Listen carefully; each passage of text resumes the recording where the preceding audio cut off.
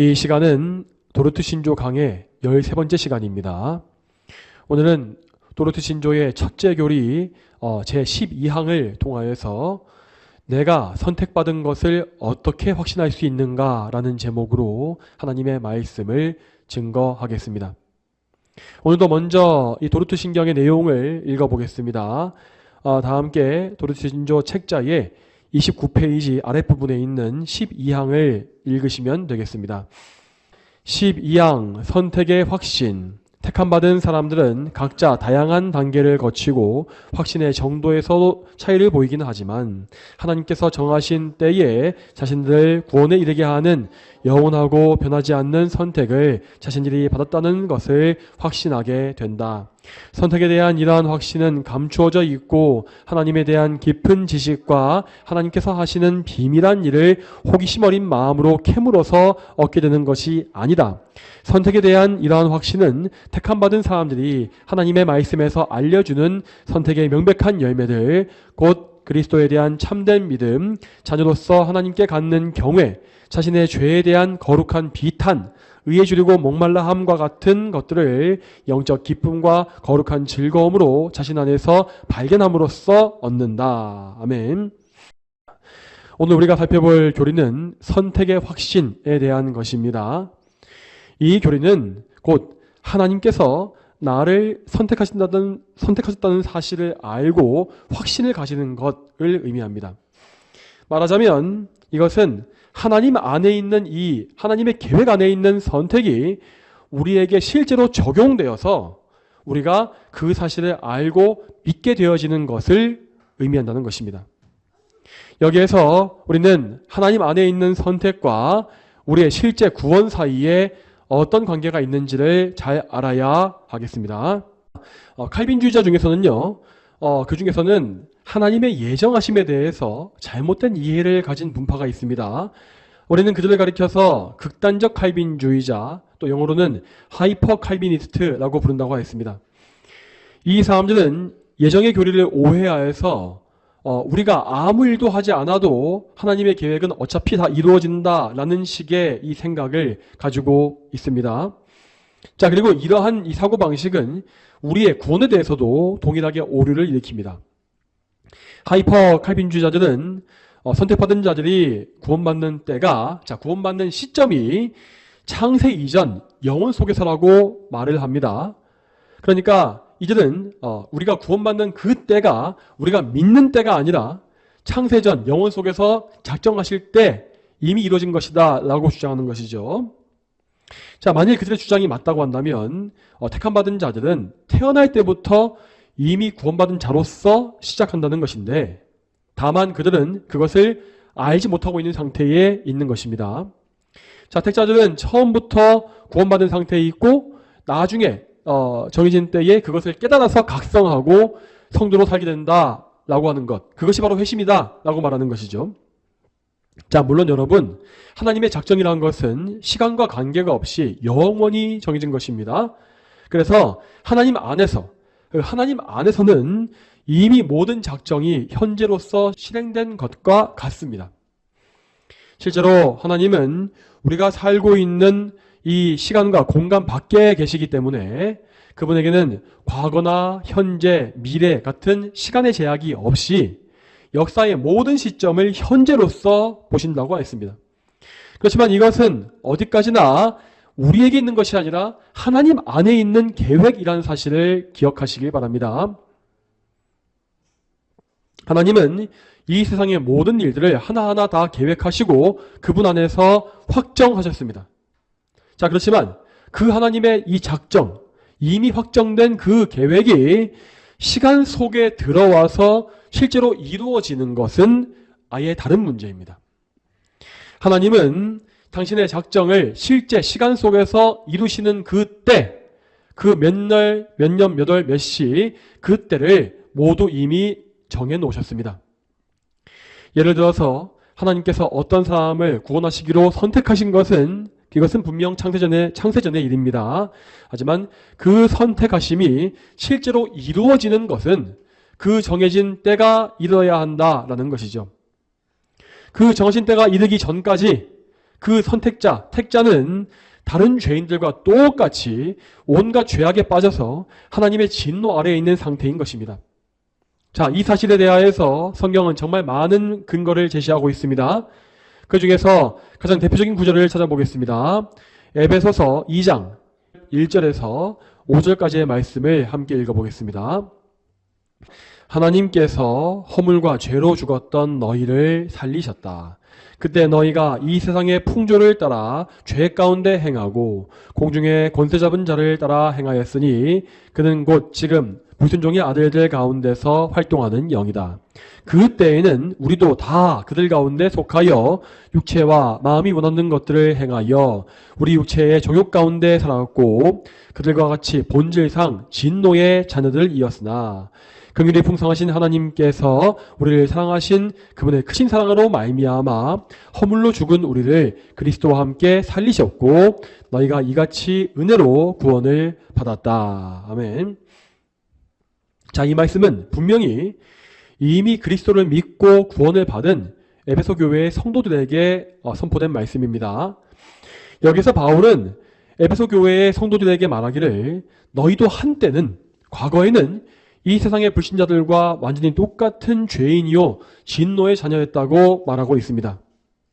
특히 3절의 마지막 부분을 보시게 되면 그들과 같이 본질상 진노의 자녀들이었으나 라고 기록되어 있는데 이는 성도들의 옛 상태가 정말로 하나님의 진노 아래에 있는 버림받은 자와 똑같았다는 사실을 보여주고 있습니다. 자, 그들은 분명히 창세전의 계획과 이 선택과 구원의 계획 가운데 있었습니다. 자, 그 계획 가운데 들어 있었습니다. 하지만 그들의 실제 과거의 상태 자체는 죄와 마귀의 노예로서 하나님의 진노 아래 처해 있고 그래서 하나님의 심판 외에는 다른 것을 받을 자격이 없었던 것입니다. 여러분, 이러한 교리가 사실이기 때문에 모든 성도는 한때 정말 끔찍한 죄에 빠져 허우적거리며 정욕과 우상숭배의 삶을 살아본 경험이 다 있는 것입니다. 그러나 하나님께서 성령님을 통해 그들을 불러주시고 그 마음을 겸손하게 하며 또 믿음을 선물로 주셨기 때문에 그들은 그리스도를 믿게 되었고 그리스도의 공로로서 죄의 사함과 의롭다함을 받아 하나님의 자녀가 되어지는 놀라운 경험을 하게 된 것이죠. 여러분, 이러한 구원의 과정과 경험이라고 하는 것은요, 이것은 저 하이퍼 칼빈주의자들이 말하는 그런 간단한 각성 정도로 이루어지는 것이 아닙니다. 이 구원 과정에서 성도들은 실제로 죄를 깨닫고 두려워하며 애통해하는 그런 고통스러운 과정을 겪게 되며 또한 마침내 믿음을 얻게 되어 그리스도를 바라보게 되었을 때 그때에 죄의 사슬이 정말 풀리고 하나님과 화목하게 되어지는 하나님의 진노의 어두운 구름이 거두어지는 그 놀라운 구원의 경험을 하게 되는 것입니다. 만일 저 하이퍼 칼빈주의자들의 말대로 우리가 창세전에 이미 구원을 받은 상태였고 다만 그 사실을 몰라서 각성하지 못해서 죄에 빠져 있었던 것이다 라고 한다면 실제 성도들이 정말 경험하고 있는 그 죄에 대한 고통이나 이 구원의 감격은 존재할 수가 없겠죠. 또한 더 나아가서 이렇게 구원의 감격을 풍성하게 알지 못하는 그런 극단적인 칼빈주의자 같은 경우에는 결국 하나님께 감사하는 마음 역시 떨어지게 되어 있습니다. 그렇게 되면 그들은 어떻게든 하나님의 은혜에 보답하고자 하는 열심도 품지 않을 것이고 어차피 하나님의 계획은 다 이루어질 것이니까 우리는 아무 일도 할 것이 없다라고 손 놓고 있는 아주 무기력하고 차가운 신앙에 빠질 수밖에 없습니다. 이처럼 하이퍼 칼빈주의는 죄에 대한 미움이나 구원의 감격을 다 떨어뜨려 버리고 또한 하나님께 감사하는 마음 역시 사라지게 만드는 아주 위험한 사상임을 알아야 하겠습니다. 또한 구원에 있어서 구원의 문제에 있어서 하이퍼 칼빈주의는 정말 심각한 문제가 있는데 그것은 죄인들로 하여금 구원에 대한 갈망과 절박한 마음을 다 제거한다는 것입니다. 여러분, 하이퍼 칼빈주의가 아니라 정통 칼빈주의의 올바른 관점에서 볼 때요. 죄인들은 이 내가 선택받았는가 하는 여부를 따지고 있을 것이 아니라 가장 먼저 나 자신의 죄를 똑바로 알고 그 죄를 하나님 앞에 해결받기 위해서 정말 절박하게 몸부림을 쳐야만 합니다. 지금 당장 나의 상태가 하나님의 심판에 떨어져 마땅함을 정말 안다고 한다면 그런 상황 속에서, 그런 절체절명의 위기 속에서 편안한 마음으로 지내는 것이 가능하겠습니까? 자, 그들은 자기의 죄성에 대해서 또한 그리고 하나님의 계명이 얼마나 엄중한 것인지를 점점 더 많이 알아갈 것이고, 당연히 갈수록 무거워지는 죄의 짐 때문에 고통이 더해질 수밖에 없습니다. 이렇게 고통이 더해질수록 그는 영적으로 더 목이 마르게 되고 곤비하고 지쳐서 하나님의 은혜를 정말 목 놓아 찾을 수밖에 없는 그런 마음을 품게 되는 것입니다. 그리고 정상적인 목사는 이런 상태에 있는 교인들을 볼 때에 그가 영적으로 다시 잠들지 않고 계속 각성하여 하나님께 달려갈 수 있게끔 정말 부지런히 경고하고 복음을 선포할 것입니다. 그 목회자들은 죄를 각성한 교인들을 생각하면서 간절히 기도할 것이고, 그들이 속히 말씀으로 또 성령으로 말미암아 믿음을 선물 받고 그리스도를 믿을 수 있게끔 사역에 더욱더 정진하게 될 것입니다. 자, 그리고 이러한 힘겨운 과정을 통하여서 참된 교회, 정통 칼빈주의를 믿고 있는 그 교회 안에서는 구원의 열매가 맺히는 것입니다. 여러분, 이와 같이 이 정통 칼빈주의, 성경적 교리 안에 있는 목회와 구원의 과정은 이 죄와의 치열한 싸움과 생명을 얻기 위한 영적 투쟁으로 점철되어 있습니다. 이런 과정 속에서 마귀는 그에게 속해 있었던 노예들을 빼앗기지 않기 위해 목회자와 각성한 교인 그 개인을 공격할 것이고, 목회자는 기도와 말씀으로 마귀의 세력에 맞서며 교인들을 지키기 위해서 힘쓸 것입니다. 또한 각성한 교인 개인 역시 나태하게 잠들어 있는 것이 아니라 실제로 죄를 미워하고 마귀와 싸우며 구원을 갈망하면서 하나님의 은혜를 계속 붙잡고 구하는 그러한 상태가 된다는 것입니다. 당연히 참되고 살아있는 칼빈주의는 역동적이고 거칠며 살아 숨쉬는 생명의 신학일 수밖에 없는 것이죠. 그러나 지금 우리가 비교해서 보고 있는 하이퍼 칼빈주의는 이러한 신학과 신앙의 생명력을 완전히 다 제거해버립니다. 하이퍼 칼빈주의에서 구원은 원래부터 따놓은 당상이요, 단지 하나님의 때에 깨닫기만 하면 되는 것이므로 죄인들은 그다지 애타는 마음으로 구원을 갈구할 필요가 없게 되어버립니다. 그냥 단순하게 교회 생활 열심히 하면서 꾸준히 예배드리고 말씀 듣고 교리 공부를 하다 보면, 이렇게 공부하다 보면 하나님이 정하신 때에 자연스럽게 구원도 받는 것이니까 딱히 절박하거나 몸부림치거나 사모하거나 갈망할 필요가 없다는 것이 되는 것이죠. 여러분, 그러면 과연 그런 상태에서, 그렇게 미지근한 상태에서 구원의 참된 역사가 일어날 수 있겠습니까? 저는 절대 그렇지 않다고 생각합니다. 여러분, 잘 기억하시기 바랍니다. 구원이라는 것은 분명 우리의 편에서 거저없는 것이요, 우리의 노력과 공로가 없이 공짜로 하나님의 은혜로서만 받는 것입니다. 여러분, 하지만 이 공짜, 거저라는 말은 구원이 쉽게 주어진다라는 의미는 절대 아닙니다. 하나님께서 참으로 선택하신 사람들은 정말로 그의 몸과 마음을 다하여 저를 구원해 주십시오 라고 몸부림을 치게 되어 있습니다. 그들은 정말로 자기의 죄성을 고난 가운데 끔찍하게 맛보아 알게 되며 하나님의 진노를 실제로 느껴가면서 두려워 떱니다. 그리고 이 두려움 안에서 그들은 성령님의 인도하심 가운데 구원의 때를 향해서 계속 한 걸음 한 걸음 나아가게 되어 있습니다. 이런 사람들은 감나무에서 감이 떨어지길 고대하면서 나무 밑에 입을 벌리고 누워있는 그런 나태한 자들이 아닙니다. 그들은 목마른 사슴과 같이 은혜의 생명수를 찾아서 헤매며 부르짖는 열심의 사람들인 것입니다.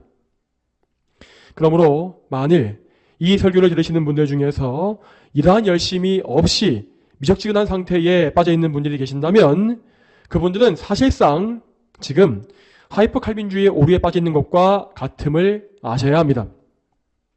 여러분이 아무리 생각으로, 여러분의 지적 동의로는 아무리 내가 정통 칼빈주의를 동의하고 믿고 있다라고 인정하고 있을지라도 여러분에게 정작 구원에 대한 절박함이 없고 혹은 구원받은 이후에도 거룩함에 대한 열심이 없다고 한다면 여러분은 지금 사실상 하이퍼 칼빈주의자가 된 것이고 죽음의 잠에 깊이 빠져 있는 심각한 상태에 빠진 것입니다. 그렇기 때문에 저와 여러분 모두는 항상 깨어서 하나님의 은혜를 갈망하는 그 상태에 늘 있어야 합니다. 이렇게 뜨거운 열심을 가져야 하는 것은 여러분의 구원 단계가 어디에 있든지 간에 항상 똑같습니다. 만약 지금 여러분이 구원의 초입에서 아직 죄의 심에 억눌려 있고 죄책감 때문에 괴로워하는 상태에 있다 할지라도 여러분은 지금도 끊임없이 열심으로 하나님의 은혜를 간구하며 구원을 사모하셔야 합니다. 또한 다음 단계에서 여러분이 지금 믿음을 이미 가지고 있긴 하지만 아직까지 확신과 견고함에 이르지 못했다면 여러분은 그 참된 확신, 견고한 믿음을 얻기까지 포기하지 말고 계속 열심을 내셔야 합니다. 또 다음으로 믿음에 어느 정도 성장하고 확신을 품고 있는 성도라 할지라도 영적인 열심은 평생에 항상 있어야 하는 것입니다. 그러한 성도들은 그리스도의 장성한 분량까지 이르기를 열망하면서 항시 하나님의 영광과 저 영원한 천국을 향한 갈망을 품어야 하는 것이죠. 자, 그러면 다시금 오늘 도르트 신조의 본 내용으로 돌아와 보겠습니다. 자, 지금 우리가 보고 있는 교리는 선택의 확신이라고 하였습니다. 이 확신이라는 것은 그런데 사실 이것은 이미 그리스도를 믿어서 구원을 받은 이후의 성도들에게 주어져야 할 단계입니다. 그러니까 아직까지 구원에 이르지 못하고 죄에 억눌려서 하나님의 진노를 두려워하고 있는 그저 각성되어 있는 죄인의 경우에는 아직까지 확신을 논할 단계가 아니라 먼저 그리스도를 믿는 믿음과 죄에서의 자유를 더 빨리 달라고 구해야 하는 것입니다. 하지만 그런 단계에 있는 분들에게도 오늘 이 말씀은 꼭 필요한 것입니다. 자, 왜 그렇습니까? 왜냐하면 이 선택의 확신이라는 단계는 모든 택함받은 백성들이 거쳐가야 할 구원의 과정 중에 하나이기 때문입니다. 그러므로 아직까지 이 확신의 단계에 이르지 못한 분들은 이 확신이 무엇인지를 오늘 들으시면서 장차 나에게도 이 귀중한 확신이 주어질 것을 기대하며 소망하는 마음을 품으시기를 바랍니다. 자, 그러면 본격적으로 선택의 확신이 주어지는 방법, 이 주어지는 방법에 대해서 오늘 이 교리와 성경의 말씀을 살펴보겠습니다. 여러분, 한번 가정해 보겠습니다. 자, 만일 지금 우리가 그리스도를 믿기는 믿는데 여전히 확신까지 이르지 못하고 연약한 믿음, 자주 흔들리는 그런 믿음에 머물러 있다면 어떻게 해야 하겠습니까? 여기에 대한 답변은 항상 하나님의 은혜를 얻어야 한다라는 것에 있습니다. 오늘 도르트 신경의 중간 부분을 보시게 되면 이런 문장이 나와 있습니다. 이 부분 제가 한번 읽어보겠습니다. 중간 부분에 자, 선택에 대한 이러한 확신은 감추어져 있고 하나님에 대한 깊은 지식과 하나님께서 하시는 비밀한 일을 호기심 어린 마음으로 캐물어서 얻게 되는 것이 아니다 라고 하였습니다. 자, 이 문장이 좀 다소 어려워 보일 수 있겠습니다. 하지만 지금 이 말은 쉽게 말하면 하나님이 정하시지 않은 방법, 하나님이 원치 아니하시는 방법으로 확신을 얻으려고 하는 잘못을 가리키고 있는 것입니다. 자, 이러한 잘못을 범하는 사람들은 하나님께서 은혜를 주시기 위해서 정해놓으신 방편들, 그 정확한 수단들은 오히려 소홀히 하면서 되려 자기에게 전혀 유익이 없는 잘못된 의문과 호기심만을 가지는 것을 많이 볼 수 있습니다.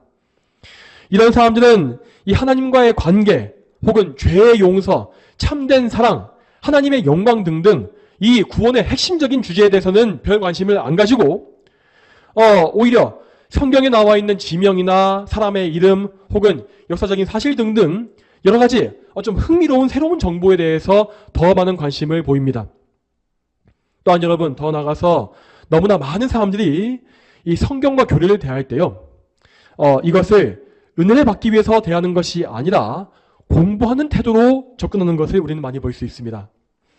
그런 분들은 생각하기를 성경과 교리에 대해서 많은 것을 알고 지식의 체계를 쌓아나가면 그 지식을 통해서 어떤 구원과 확신까지 이룰 수 있다고 하는 착각에 빠져 있는 것입니다. 하지만 여러분, 제가 강조하지만 우리가 성경과 교리를 연구하는 목적은 항상 하나님의 은혜를 얻기 위함임을 기억하시기 바랍니다. 여러분, 잘 기억하십시오. 우리는 더 많은 지식을 얻으려고, 더 많은 것을 쌓아나가려고 성경을 읽는 것이 아닙니다. 우리는 그 말씀을 읽을 때 그 말씀을 내 영혼의 양식으로 먹어서 하나님의 은혜를 얻고 또 그 은혜 가운데 그분께 영광을 풍성하게 돌리고 싶어서 말씀을 연구하고 읽는 것입니다. 그러므로 우리는 확신에 이르기 위한 은혜의 방편, 은혜의 방법에 항상 집중해야 합니다. 여러분, 하나님께서 우리를 견고하게 해주시기 위해서 주신 가장 핵심적인 은혜의 수단, 방편은 무엇이냐면 그것은 말씀과 기도와 말씀입니다. 우리는 항시 하나님의 은혜를 간절히 사모하는 가운데 꾸준하고 성실하게 인내하며 말씀을 연구하고 기도에도 힘써야 합니다. 이 기본적인 또 기초적인 은혜의 길을 사용해야만 우리는 하나님의 은혜를 받고 그 은혜로서 참된 확신과 기쁨을 얻을 수가 있는 것입니다. 여러분, 이 설교의 첫 부분에서 저는 택함받은 자들이 하나님의 은혜를 갈망하는 그런 뜨거운 마음, 그 불을 가져야 한다고 강조한 바 있습니다. 하지만 여러분 잘 기억하십시오. 이 뜨거움, 이 마음의 열정이라고 하는 것은요, 이것은 절대로 이성을 잃고 날뛰는 그런 광신적인 신앙을 말하는 것이 아닙니다. 참되고 살아있는 신앙은 그 마음속에 뜨거운 불을 품고 있으되, 하지만 그 태도에서는 진중함과 엄숙함이 나타납니다. 그리고 그의 생활 속에서는 질서와 인내와 그리고 성실함이 드러남을 기억해야 하겠습니다. 여러분, 하나님께 택함받은 백성은 결코 뜨거운 냄비와 같이 갑자기 뜨거워졌다가 갑자기 식어버리는 그런 사람들이 아닙니다. 그런 사람들은 항상 열심을 유지하기 위해서 힘쓰는데, 그 열심을 유지하기 위해 그들은 언제나 하나님이 정해놓으신 은혜의 수단을 성실하고 차분히 사용하게 되어 있습니다. 그러므로 우리는 신앙의 뜨거운 열정과 더불어서 항상 성실하고 꾸준하고 이성적인 기도와 말씀에 전념해야 합니다. 바로 이것이 하나님께서 정하신 구원의 확신에 이르는 정도임을 기억하시기를 바랍니다. 다음으로 선택의 확신에 대한 또 다른 주제를 설명해 보겠습니다. 여러분, 선택의 확신은 과연 우리에게 얼마나 필요한 것이겠습니까? 제가 이런 질문을 던지는 이유가 무엇일까요? 그것은 이 확신의 필요성, 선택 확신의 필요성에 대해서 의문점을 제기하는 사람들이 있기 때문입니다. 가장 먼저 아르미니안주의자들이 대표적으로 선택의 필요성을 부정하는 사람들입니다. 애초에 그 아르미니안주의자들은 그들은 선택에 대한 확신 자체가 존재하지 않는다, 그런 것은 없다라고 말을 합니다. 자, 왜 그렇습니까? 왜냐하면 그들은 구원이 얼마든지 취소될 수 있다라고 보기 때문이죠. 아무리 좋은 성도라 할지라도 유혹에 빠져서 죄에 깊이 빠지게 되면 그는 잠시 구원에서 탈락할 수 있다라고 하는 것이 아르미니안의 교리입니다. 당연히 이렇게 구원을 취소할 수 있다라고 하는 전제하에서 선택의 확신을 가진다고 하는 것은 아무런 의미가 없겠죠. 자, 여러분, 한 번 구원이 영원하고 변치 않는 것이 아니라면 구원과 선택의 확신을 가지는 것은 오히려 아주 위험한 일이 될 뿐입니다. 또 다음으로 어떤 사람은 선택의 확신이 있다고 믿긴 합니다. 그러니까 이 사람들은 아르미니안주의자와 같이 선택의 확신 자체가 없다라고 보는 것이 아니라 그것이 있다고 인정은 합니다. 하지만 그들은 그 선택의 확신이란 것이 별로 필요하지 않다라고 가볍게 이야기하는 것을 볼 수 있습니다. 그들은 보통 이렇게 말하곤 합니다. 자, 확신이 있어야만 구원받는다라고 하는 것은 성경적이지가 않다. 비록 확고한 믿음이 없고 그 믿음이 겨자씨와 같이 미약하다 할지라도 구원받는 것에는 전혀 지장이 없기 때문이다. 자, 여러분, 물론 그들의 말은 문자적으로는 사실입니다. 여러분, 선택의 확신이란 것은 결코 구원받는 데 꼭 필요한 조건은 아닌 것이 사실입니다. 자, 예를 들어 보겠습니다. 예를 들어서 어떤 사람은요, 거의 죽기 직전, 임종 직전에 그리스도를 믿고 구원받는 경우를 볼 수 있습니다. 이런 사람들은 미처 어떤 성화되어서 선택의 확신까지 이르지 못했지만, 하지만 그래도 믿음으로 말미암아 구원받고 낙원에 들어갑니다. 또 다른 사람들은 평생 구원의 확신을 가지고 살았는데 죽음의 문턱에 섰을 때에 확신을 잃어버리고 두려움에 빠지는 것도 볼 수 있습니다. 자, 그만큼 죽음이라는 것은 우리 인간이 이길 수가 없는 압도적인 힘을 가지고 있다는 것입니다. 천국일정에서도 주인공 크리스천에게 그런 일이 벌어지지 않았습니까? 크리스천은 마지막에 죽음의 요단강을 건널 때에 죽음의 공포에 빠져서 거의 정신을 잃어버렸다고 묘사되어 있습니다. 물론 철로역정의 이 크리스찬은 실존 인물은 아니었지만 실제로 이런 경우는 성도들에게 상당히 흔하게 나타나는 것입니다. 자, 그러나 이렇게 죽음의 두려움 때문에 억눌려서 확신이 희미해진다 할지라도 그 사람은 결단코 구원을 잃어버리지 않습니다. 자, 왜냐하면 구원이라고 하는 것은 결코 우리의 의지력과 결단으로 지켜내는 것이 아니라 우리 하나님께서 친히 지키시고 보증하시는 것이기 때문입니다. 따라서 인간적인 연약함 때문에 확신에 미처 이르지 못하거나 혹은 원래 품고 있었던 그 확신을 잠시 잃어버린다 할지라도 그 사람은 결단코 구원을 잃지 않습니다. 여러분, 하지만 제가 방금 말씀드렸던 사례는 어디까지나 아주 예외적인 사례입니다. 일반적인 신앙생활 속에서 우리는 반드시 선택의 확신을 추구해야 하고 또 이 확신을 가지게 되는 것이 성도의 의무라고 믿어야 합니다.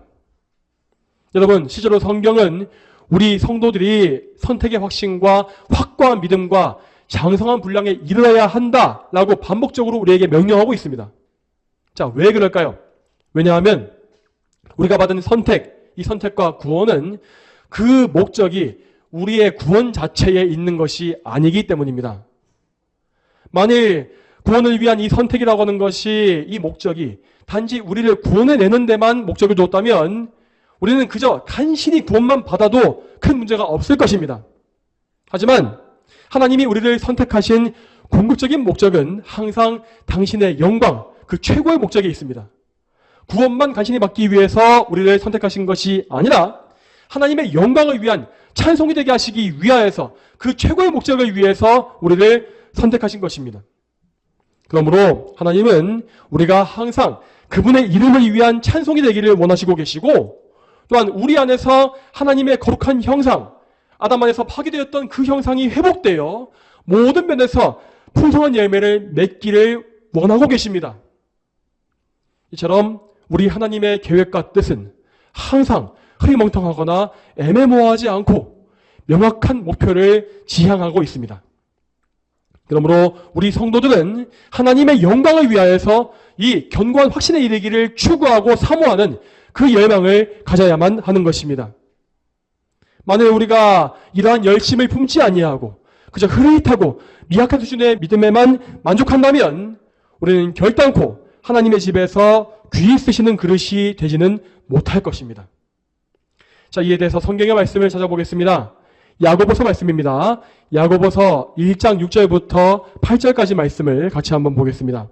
자, 히약벳이라고 되어 있죠. 성경 색인에 히약벳이라고 되어 있습니다. 그 중에서 약이라고 되어 있는 부분이 야고보서죠. 야고보서 1장 6절부터 8절까지 말씀. 믿음으로 구하고 조금도 의심하지 마라. 의심하는 자는 바람에 밀려 요동하는 바다 물결과 같다.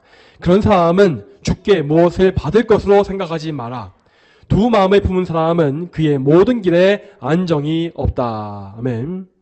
자, 이 말씀에서 언급하고 있는 사람은 견고한 확신이 없고 미약한 믿음에 항상 머물러 있는 그런 사람입니다. 그가 정말 만일에 구원받은 성도라 할지라도 그는 하나님께 전혀 영광을 돌릴 수가 없는 그런 불안정한 삶을 살 수밖에 없는 것입니다. 이런 사람은 나중에 구원에 이른다 할지라도 그는 마치 불타고 있는 벽난로에서 꺼낸 통나무와 같이 아주 간신히 구원만 받는 그런 가련한 처지가 될 수밖에 없는 것이죠. 여러분, 우리 성도들은 결코 이러한 상태를 당연한 것으로 여기지 말아야 합니다. 우리는 그리스도께서 소집하신 군사들로서 악의 세력과 싸우고 그리스도의 승리에 연합하기 위해서 선택받은 군사들입니다. 그러므로 우리는 반드시 하나님이 주시는 그 확신, 그 견고한 믿음을 추구해야 하며 또한 이것을 얻기 위하여 나의 연약함을 하나님께 늘 아뢰고 날마다 더 견고하고 거룩한 신앙으로 전진해 나가는 담대한 성도들이 돼야 합니다. 이에 대해서 이 설교의 본문이었던 베드로후서 1장 10절 말씀은 이렇게 명하고 있습니다. 그러므로 형제들아 더욱 힘써 너희의 부르심과 택하심을 굳게 하여라. 너희가 이런 것들을 행하면 결코 넘어지지 않을 것이다. 여러분, 우리는 이 말씀과 같이 우리의 부르심과 선택하심, 이 확신을 굳게 함으로써 시험과 유혹 가운데서도 넘어지지 아니하는 장성한 분량에 반드시 이루어야 합니다. 이처럼 우리가 확신을 가지고 굳게 서는 것은 우리 성도들이 마땅히 순종해야 할 영적 의무임을 다시 한번 강조합니다. 이제 마지막으로 확신을 견고하게 해주는 또 다른 방편인 내적인 증거에 대해서 살펴보겠습니다. 자, 앞에서 우리는 기도와 말씀과 기도라고 하는 은혜의 수단, 은혜의 방편을 통해서 확신을 추구해 가야 한다라고 말한 바 있습니다. 자, 그러면 우리가 이렇게 기도와 말씀에 전무하면서 은혜를 풍성히 받아 누릴 때에 과연 그러면 우리에게는 그 은혜로 말미암아 어떤 변화가 있겠습니까? 오늘 도르트 신경의 내용은 성도들 안에 선택으로 말미암은 명백한 열매가 나오게 되어 있다라고 가르치고 있습니다. 이에 대해서 오늘 12항의 후반부 내용을 한번 읽어보겠습니다. 후반부의 이 부분입니다. 선택에 대한 이러한 확신은 이라고 되어 있는 부분, 이 부분 이후의 말씀을 교리 내용을 한번 같이 읽어보죠. 자, 한번 읽어보겠습니다. 자, 시작.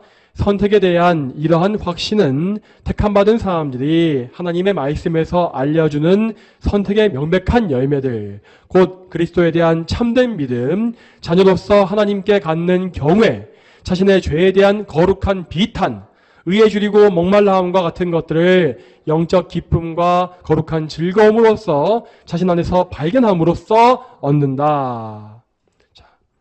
자, 여기에서 우리는 우리의 확신을 견고하게 해주는 우리 안의 증거들을 볼 수 있습니다. 자, 이것은 우리 밖이 아니라 우리 안에서 드러나는 것이기 때문에 이것을 내적인 증거라고도 부르는 것입니다. 이 내적인 증거라고 하는 것은 하나님의 선택하심의 열매라고 불렀는데, 자, 이런 것은, 이 열매라고 하는 것은 우리가 상상해내서 가지는 것이 아니라 오직 성경에서 미리 알려주시고 우리에게 실제로 일어나는 그런 열매라고 하였습니다. 우리의 선조들은 그 열매들을 성경에서 확인하여서 이 신조에 잘 정리해 놓은 것입니다. 자, 그 목록은 4가지로 되어 있습니다. 그리스도에 대한 참된 믿음, 자녀로서 하나님께 가지는 경외심, 자기 죄에 대한 거룩한 비탄, 의에 줄이고 목말라함이라고 정리되어 있죠. 자, 이러한 열매들은 이 신조를 작성한 사람들이 권해낸 것이 아니라 모두 성경에서 분명히 가르치고 있는 진리입니다. 그러므로 우리는 단지 여기에서 신조의 내용만, 목록만 보고 넘어갈 것이 아니라 여기에 근거가 되는 성경의 말씀이 무엇인지를 확인함으로써 우리 안에 이러한 열매가 정말 나오고 있는지 그렇지 않은지를 점검해보는 자세를 가져야 하겠습니다. 자, 그러면 이 4가지 목록을 하나하나 보겠습니다. 첫 번째로 그리스도에 대한 참된 믿음에 대해서 성경의 근거를 같이 보겠습니다. 자, 요한 1서 5장 1절 말씀입니다. 요한 1서 5장 1절 말씀 같이 한번 읽어보죠. 예수께서 그리스도이심을 믿는 자마다 하나님께로부터 났다. 낳아주신 분을 사랑하는 자마다 그분에게서 태어난 자도 사랑한다. 아멘. 자, 이 말씀의 앞부분을 보시기 바랍니다. 앞부분, 앞문장은 분명히 선포하시기를 예수께서 그리스도이심을 믿는 자마다 하나님께로부터 났다라고 선포하였습니다. 여러분, 예수님은 성령으로 기름 부음 받으신 그리스도로서 우리를 구원하시기 위한 모든 직분, 이 3중의 직분을 성취하신 분이십니다. 우리가 이 사실을 믿고 예수님을 우리의 참된 구주로서 믿을 때에 그 믿음은 곧 하나님의 선택하심을 확증하고 우리가 믿게 하는 가장 강력한 증거가 되는 것입니다. 자, 또 이어서 둘째로 자녀로서 하나님께 가지는 경외심에 대한 근거를 찾아보겠습니다. 이에 대해서 베드로전서 1장 17절 말씀을 같이 한번 보시겠습니다. 베드로전서 1장 17절 말씀. 또 사람을 외모로 취하지 않으시고 각자의 행위대로 심판하시는 분을 너희가 아버지라고 부르니 나그네로 사는 동안에 두려움으로 지내라. 아멘. 자, 여러분, 이 말씀은 참된 성도가 가져야 할 두려움, 곧 경외심을 가르치고 있습니다. 이렇게 하나님을 경외하는 성도들은 분명 하나님의 자녀로서 택함받은 자들입니다. 그들은 하나님을 친밀한 아버지로 알고 사랑합니다. 하지만 동시에 그분께서 우리의 행위를 하나하나 보시고 심판하시는 분임을 믿고 있습니다. 그래서 이처럼 선택받은 백성들은 하나님을 가볍게 대하는 것이 아니라 그분의 엄위하심을, 그 주권을 깨달아 알아서 사랑과 경외심을 함께 가지고 있다는 사실을 알 수 있는 것입니다. 그러므로 이런 말씀을 볼 때에 우리 안에 하나님에 대한 경외심, 이 합당한 두려움이 있는가 없는가를 보는 것은 참으로 우리의 선택을 확증하는 증거임을 우리는 알 수 있는 것입니다. 또 다음 세 번째로서 자기 죄에 대한 거룩한 비탄에 대해서 말씀해 보겠습니다. 이에 대해서도 신약성경에 말씀해 보겠습니다. 고린도후서 7장 10절 말씀 같이 보시죠. 고린도후서 7장 10절. 자, 고갈앱 할 때 고 딱 펼치면 거기 보면은 고린도 전서가 먼저 나오고 그 뒤에 후서가 나와요. 한번 찾아보세요.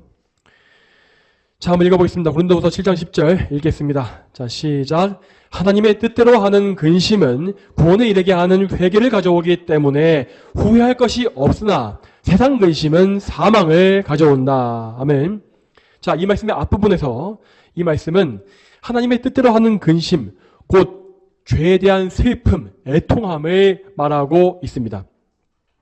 이 애통함은 구원에 이르게 하는 참된 회개를 불러온다고 하였으며 또한 그래서 우리에게 오직 유익만을 주는 것입니다.